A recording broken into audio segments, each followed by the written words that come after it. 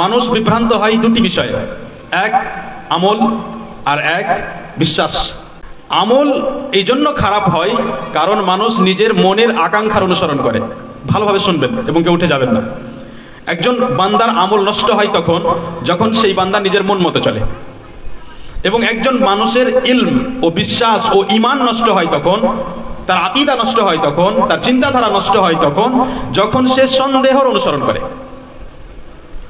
এবার যদি আপনি বলেন বাঁচার উপায় কি, আমি সন্দেহ থেকে কিভাবে বাঁচবো, তো সন্দেহ থেকে বাঁচার উপায় হলো সূক্ষ্ম সঠিক ইলম ও জ্ঞান।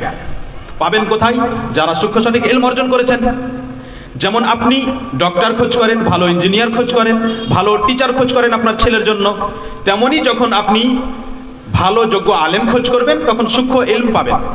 আর যখন সূক্ষ্ম ইলম ও জ্ঞান পাবেন তখন সন্দেহ থেকে বাঁচবেন। তখন আপনি ইনশাআল্লাহ আকীদার বিষয়ে, বিশ্বাসের ব্যাপারে, চিন্তাধারার ব্যাপারে কত প্রশ্ন হবেন না।